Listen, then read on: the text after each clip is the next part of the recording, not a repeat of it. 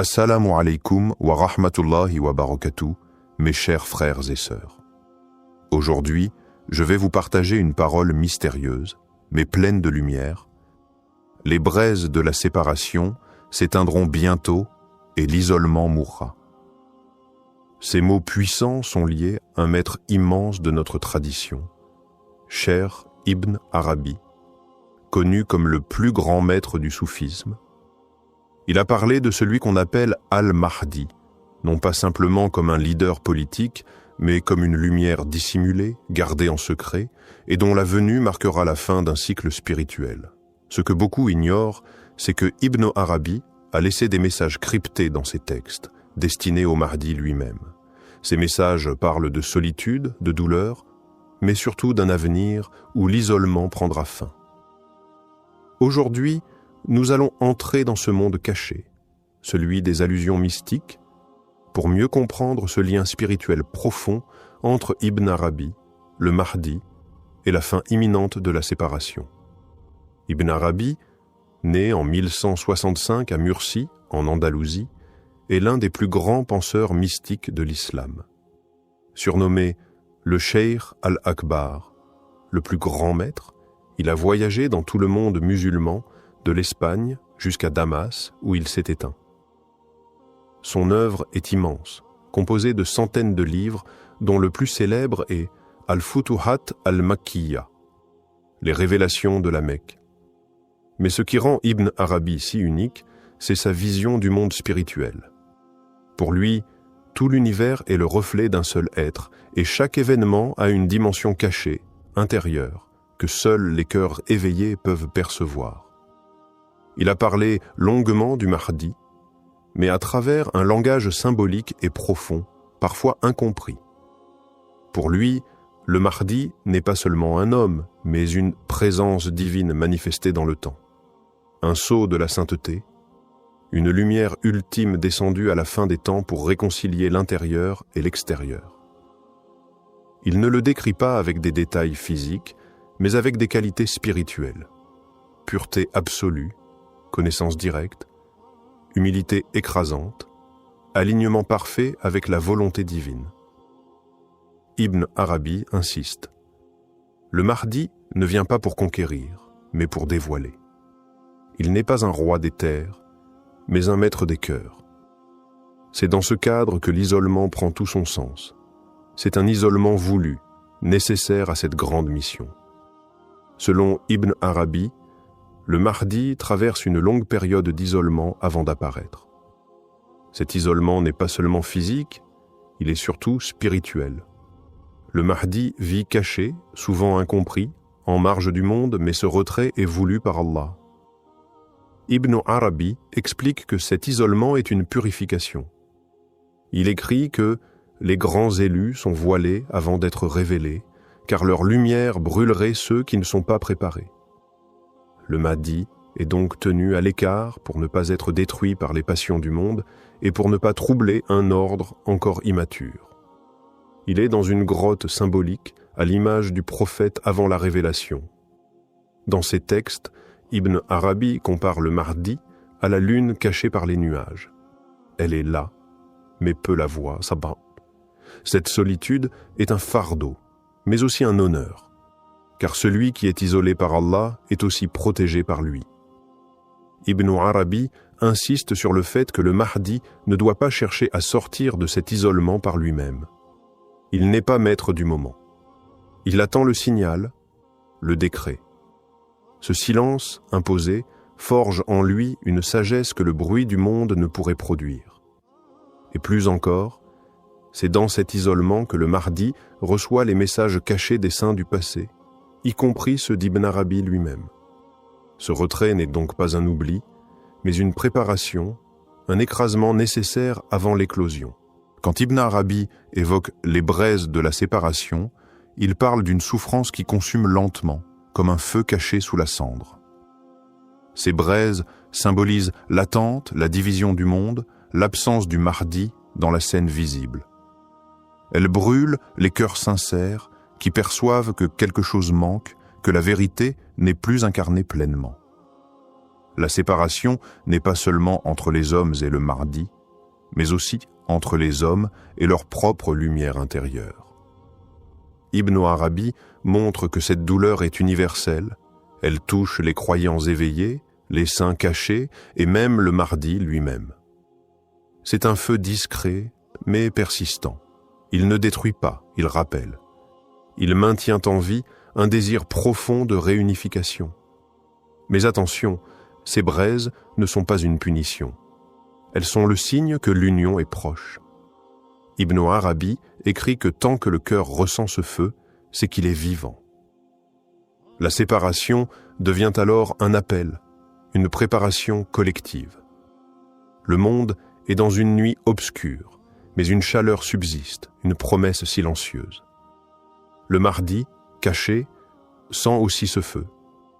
Il sait que l'heure approche où ces braises ne seront plus nécessaires, où l'amour entre les âmes fidèles et la vérité divine se manifestera pleinement. Alors, l'isolement mourra, car l'appel sera entendu. Pour Ibn Arabi, le monde se dirige vers une union mystique, une fusion entre l'invisible et le visible. Le Mahdi est la clé de cette réunion.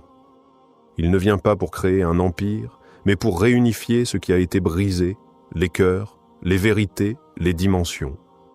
Ibn Arabi parle d'un moment où les voiles tomberont. Ce ne sera pas une conquête par l'épée, mais par la lumière. La justice du Mahdi ne sera pas imposée par la force, mais par l'évidence. Il viendra comme un miroir parfait qui reflète la vérité d'Allah sans distorsion. Cette union concerne chaque être. Ceux qui ont le cœur pur verront en lui ce qu'ils attendaient depuis toujours, sans même avoir mis de mots dessus. Ibn Arabi insiste. Le Mahdi n'apporte pas une religion nouvelle, mais le retour à la source de l'islam, dépouillé des excès, des divisions, des interprétations humaines. C'est le retour au tawhid pur, vécu, incarné. L'union dont il est question est celle entre l'extérieur, les lois, les actes, la société, et l'intérieur, la foi, la sincérité, l'amour divin. Le Mahdi sera celui qui réunira la lettre et l'esprit. À travers lui, la séparation entre le monde apparent et la réalité spirituelle disparaîtra. Et quand cette union se fera, les braises s'éteindront, car le feu n'a plus de raison d'exister quand la chaleur est devenue lumière. Ibn Arabi évoque aussi les signes intérieurs que portera le Mahdi. Il parle d'un cœur purifié de toute illusion, d'un regard qui voit au-delà des formes, d'un silence chargé de vérité. Ce sont là des qualités que personne ne peut imiter sans tomber dans l'illusion. C'est pourquoi Ibn Arabi met en garde contre ceux qui se prennent pour lui. Il dit que le Mahdi ne se proclamera jamais. Il sera reconnu non pas par les foules, mais par les cœurs véridiques, les serviteurs éveillés. Ces derniers ne le reconnaîtront pas grâce à un discours, mais à une vibration profonde dans l'âme, une certitude sans mots. Ibn Arabi insiste. Les faux prétendants surgissent dans les périodes de trouble. Ils sentent le vide et veulent le combler, mais ils ne possèdent ni lumière intérieure, ni connaissance profonde. Ils imitent, mais ne manifestent pas. Le vrai Mahdi, lui, ne cherche pas à convaincre. Il est la preuve vivante. Il n'a pas besoin de discours pour faire jaillir la justice. Ibn Arabi dit que même ses ennemis sentiront une vérité qu'ils ne pourront pas expliquer. C'est cela qui désarme, qui bouleverse. Il ne sera pas adoré comme une idole, mais aimé comme une miséricorde. Et c'est pour cela que son isolement est aussi une protection. Tant que le monde n'est pas prêt, sa lumière reste couverte, comme une braise sous la cendre. Mais cette couverture est temporaire. Dans l'un de ses poèmes, Ibn Arabi laisse entendre que le Mahdi recevra des messages spirituels transmis à travers les rêves, les inspirations et les révélations intérieures.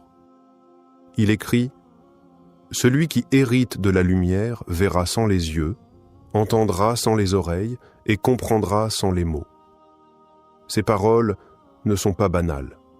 Elles indiquent que le Mahdi ne sera pas guidé par un savoir académique ou des stratégies politiques, mais par une science divine directe, ce que le cheikh appelle la science muhammadienne. C'est une connaissance qui vient sans intermédiaire, directement inspirée du prophète lui-même, parfois même dans les rêves, parfois dans un état de veille mystique. Cette science est rare, inimitable. Elle ne s'apprend pas, elle se reçoit. Ibn Arabi insiste. Le Mahdi sera entouré de serviteurs cachés, des awliya Allah, des saints silencieux qui reconnaîtront sa lumière et l'aideront sans jamais attirer l'attention sur eux-mêmes. Leur rôle est d'accompagner discrètement, de protéger et de confirmer intérieurement ce qu'ils voient en lui. Ensemble, ils formeront une armée invisible, une force spirituelle. Ibn Arabi décrit cette époque comme un moment où les réalités cachées deviennent visibles et où la vérité ne sera plus une simple croyance, mais une évidence vécue dans les cœurs. Et à ce moment-là, l'isolement disparaîtra définitivement. En conclusion, l'enseignement d'Ibn Arabi sur le Mahdi nous invite à une profonde réflexion spirituelle. Il ne faut pas être égaré par les apparences et les fausses proclamations, car le Mahdi ne sera jamais un simple homme de pouvoir, mais un guide spirituel incarnant la pureté et la justice divine. Son isolement, loin d'être une faiblesse, est en réalité une préparation divine, un moment d'affinement spirituel. Lorsque l'heure de sa manifestation viendra, il ne cherchera pas à conquérir, mais à unifier. Ce n'est pas une bataille physique qui l'attend, mais une victoire sur les ténèbres de l'âme humaine. Le Mahdi est la promesse de la fin de la séparation, de l'unité retrouvée, d'un monde où la lumière divine régnera. Ainsi, chers frères et sœurs, préparons nos cœurs à cette rencontre et soyons prêts à reconnaître cette vérité lorsqu'elle se présentera sous la forme du Mahdi, lumière silencieuse dans l'obscurité du monde.